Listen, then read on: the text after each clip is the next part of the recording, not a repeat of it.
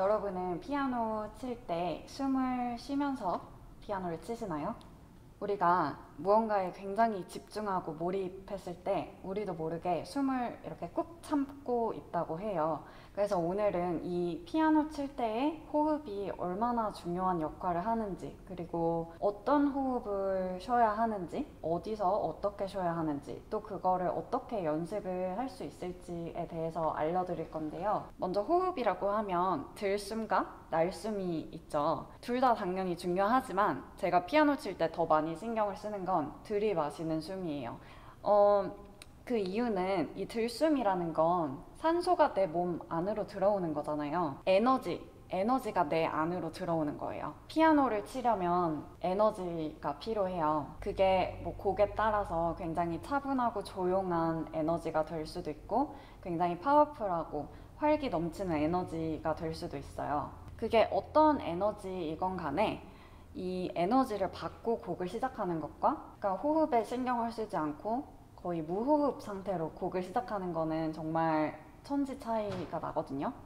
오케스트라가 연주하는 걸 보면요, 지휘자가 이렇게 큐를 주죠. 시작하기 전에 곡에 따라서 잔잔한 오프닝이다, 그렇다면 손 동작을 아마 조금 이렇게 작은 동작을 할 것이고, 뭔가 파워풀한 그런 시작이다 이러면은 이렇게 동작을 크게 하는 걸 보실 수 있을 거예요. 여기서 이 손을 올리는 제스처가 바로 들숨이에요. 에너지를 넣는 거죠, 몸 안으로. 그 에너지뿐만 아니라요, 이 손동작을 어떤 속도로 하느냐. 빠른 곡이라면 이걸 빠르게 할 것이고, 느린 곡이라면 이것도 느리게 할 것이거든요. 이게 바로 뭐냐면, 이걸 함으로써 연주자들에게 템포를 알려주는 거예요. 우리 이 템포로 할 거야, 혹은 이런 템포로 할 거야. 마찬가지로 이제 들이마시는 그 숨은 나한테 올바른 에너지를 내 몸에게 알려주는 것과 동시에 올바른 템포 또한 내 몸한테 알려주는 거예요. 우리는 이런 에너지로 이런 박자로 갈 거야. 그게 바로 처음 곡 시작하기 전 들숨의 역할이거든요. 예시를 몇 개 보여드릴 거예요. 이런 데서는 어떤 호흡을 하는 게 좋고 또 왜 그런지. 먼저 보여드릴 게 클레멘티 이제 소나티인데요. 여기서 제현부 마지막에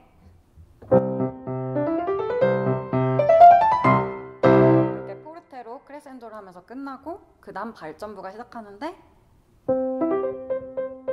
피아노로 시작해요. 완전히 다른 에너지로 이 발전부를 시작을 하는 거죠.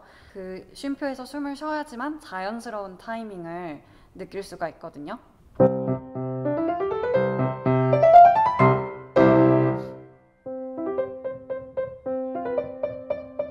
이 시작이 작은 소리, 피아노로 나오니까 숨을 이렇게 크게 쉬진 않을 거고요. 그렇다고 해서 이렇게 뭔가 늘어지는 그런 숨도 아니에요. 왜냐면 아직 이런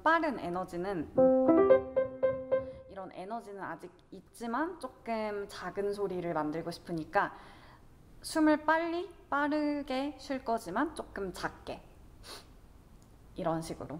숨을 정확히 언제 쉬냐고 물어본다면 이 쉼표에서.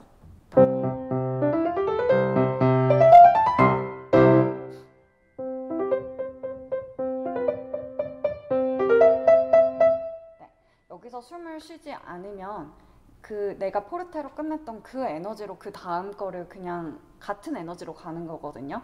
그렇기 때문에 여기서 숨이 굉장히 중요한 역할을 하고요. 또 보시면은 제가 약간 이렇게 숨을 쉼과 동시에 손이 이렇게 되는 걸 보실 수 있을 거예요. 이거는 제가 일부러 이렇게 손을 올리는다기보다는 약간 지휘자처럼 이런 자연스러운 동작이거든요. 이게 내가 손을 올린다 그런 느낌보다는 뭔가 내 호흡이 손을 들어 올리는 그런 느낌이 있어요.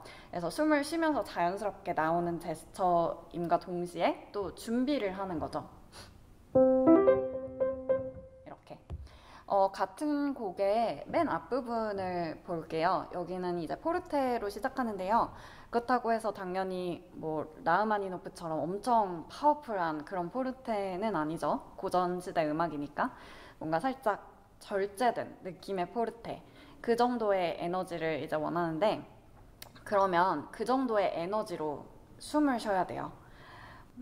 이것도 저 같은 경우엔 숨을 쉬는 타이밍이 시작하기 이제 바로 한 박 앞에 숨을 쉴 거예요. 이거는 이제 3박자 4분의 3박자인데, 하나 둘 셋, 하나 둘 숨.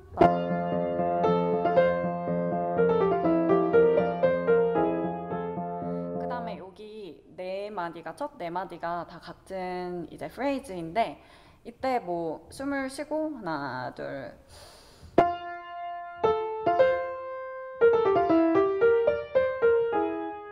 약간 여기까지는 그렇게 긴 시간이 아니니까 숨을 참는다기보다 그냥 한숨으로 간다, 그런 느낌이 있어요. 한 호흡으로 간다. 내 호흡이 프레이즈랑 같이 가는 거예요. 하나 둘 셋, 하나 둘.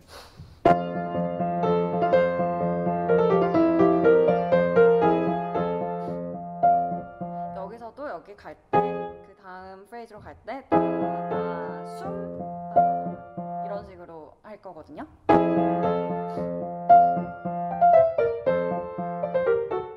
네, 이런 식으로. 다시 말씀드리지만 내 호흡이 프레이즈와 같이 가는 거예요. 마치 내가 이거를 노래를 한다고 하면 호흡을 어떻게 할지 생각해보면 사실 그렇게 어렵지 않거든요. 그런가 하면은 라흐마니노프 에튜드처럼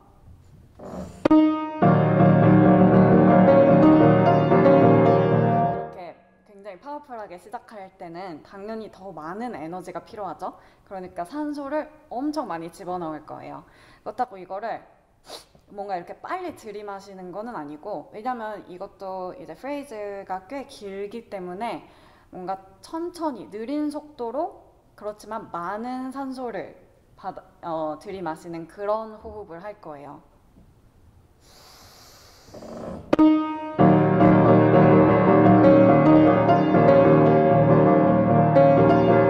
네, 그 다음에 이게 프레이즈가 굉장히 긴데 뭐 이때 숨을 참고 있을 필요는 없고, 그리고 그 후에는 이렇게 자연스럽게 호흡을 해주시면 돼요. 그렇지만 맨 처음에 시작하기 전에 이 호흡이 굉장히 중요해요. 우리가 프레이즈 안에서도 뭔가 이렇게 큰 소리를 좀 빠른 속도로 내야 될 때, 이거는 베토벤 소나타인데요.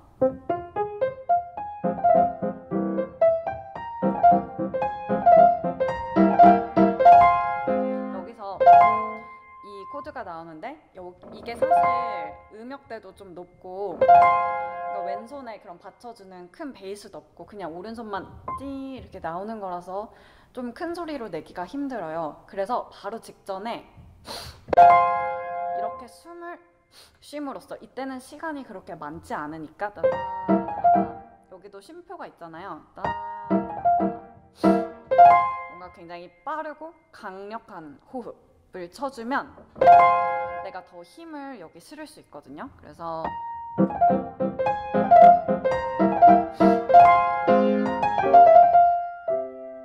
또 이렇게 숨을 쉼으로써 굉장히 타이밍도 자연스러워지거든요. 뭔가 이렇게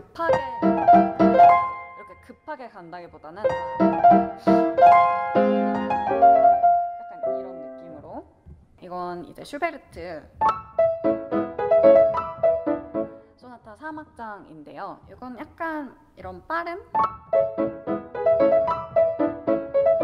뭔가 리드믹하기도 하고 또 템포도 빠르고 좀 생동감이 넘치는 그런 곡이죠. 이거는 이런 생동감 있는 에너지가 필요하겠죠? 또 보시면 이렇게 손이 약간 올라가죠? 준비를 하는 거예요. 지휘자가 이렇게 하듯이. 이것도 사실 굉장히 개인적이고 주관적인 부분이긴 하지만 이 슈베르트 같은 소나타 2악장에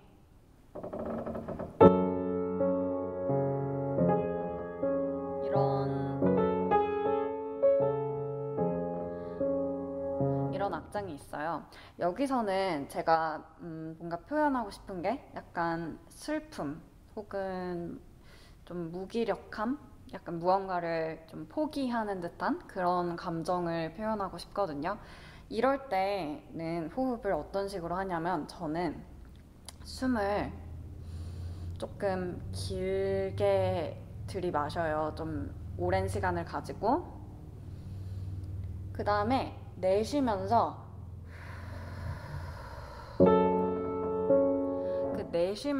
시작을 하는 거예요. 이게 무슨 말이냐면 아까 들이마시는 숨은 에너지를 내 안으로 넣는 거라고 했잖아요. 그러면 반대로 날숨은 이게 이완이 되는 거예요. 그 에너지가 빠져나가면서.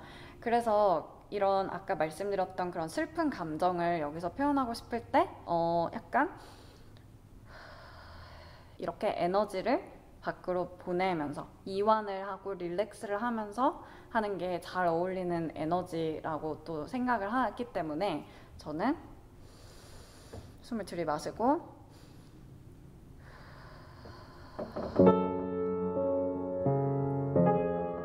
내뱉으면서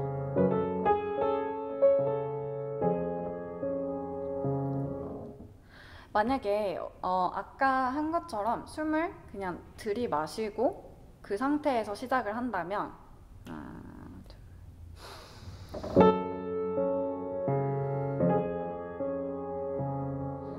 차이가 느껴지셨을지 모르겠지만 뭔가 더 이렇게 에너지가 넘치는 그런 느낌이 있거든요. 아까 이완하면서 치는 거는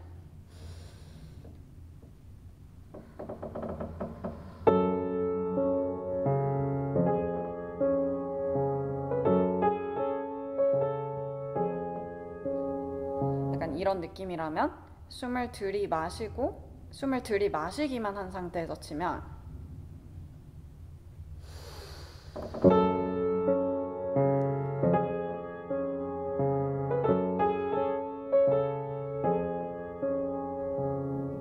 뭔가 차이가 느껴질지 모르겠지만 저는 개인적으로 굉장히 큰 차이가 느껴지거든요.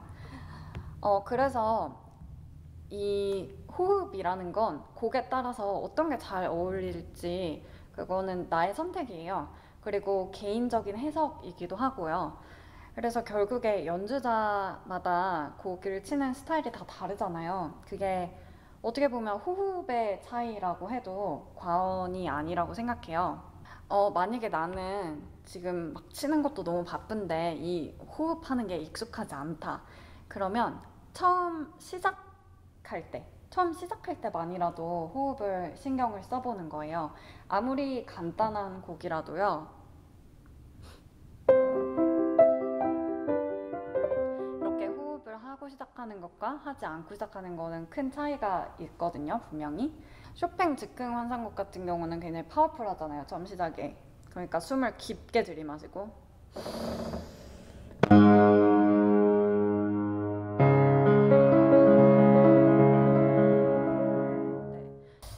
마지막으로 이제 피아노를 치면서도 그 호흡을 하는 거에 좀 익숙해질 수 있는 연습 방법으로요.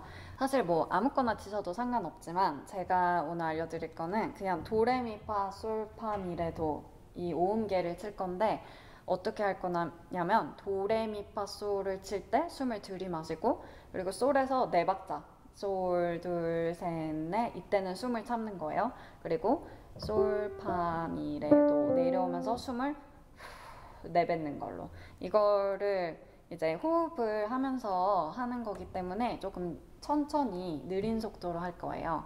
하나, 둘, 이제 숨을 들이마실 거예요. 숨 참고 그 다음에 내뱉는 거. 다시 들이마시기. 숨 참고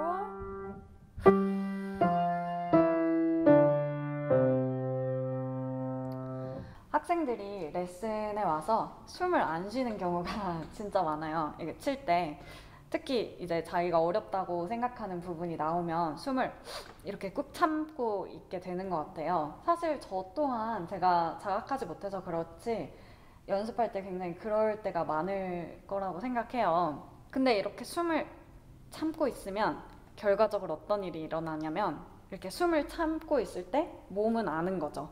아, 지금 산소가 부족하다. 그러다 보면은 템포가 빨라져요. 그리고 또 이렇게 숨을 참다 보니까 몸이 당연히 경직이 되겠죠. 그러다 보면 이게 안 그래도 어려운 부분이었는데 지금 템포도 빨라지고 몸도 경직되니까 마음대로 쓰지 못하고 이러니까 이게 굉장히 악순환인 거죠. 제가 어릴 때 선생님한테 많이 들었던 얘기 중에 하나가 노래를 하듯이 쳐라. 피아노로 노래를 해라. 이런 말을 굉장히 많이 들었는데 그때는 그게 무슨 말인지 잘 이해를 못 하겠더라고요. 근데 그걸 이제 나중에 생각을 해보니까 결국에 호흡을 잘 해라. 그런 말이셨던 것 같아요. 왜냐하면 노래에서 가장 중요한 거는 호흡이잖아요. 이렇게 호흡을 잘 하면 프레이즈도 자연스러워지고요. 또 그런 에너지, 곡에 따라 맞는 에너지 또한 자연스러워질 수 있고 또 무엇보다 호흡을 잘 하면 몸이 릴렉스가 돼요. 우리가 요가를 하건 뭐 명상을 할 때도 가장 중요시 여기는 게 호흡이잖아요. 그만큼 호흡이 우리의 몸을 릴렉스를 해주기 때문인데요. 피아노를 칠 때도 몸이 경직되지 않는 게 굉장히 중요하고 그런데 호흡을 내가 잘 못하면 몸은 경직이 될 수밖에 없어요. 몸이 경직되면 소리가 당연히 좋은 소리가 날 수가 없고요.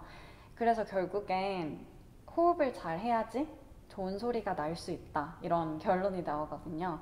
조금 새로운 주제일 수도 있고 뭐 호흡에 대한 거는 처음 생각해보는 그런 피아노에 있어서 처음 들어보신 분들도 있겠지만 생각보다 굉장히 중요해요. 호흡이.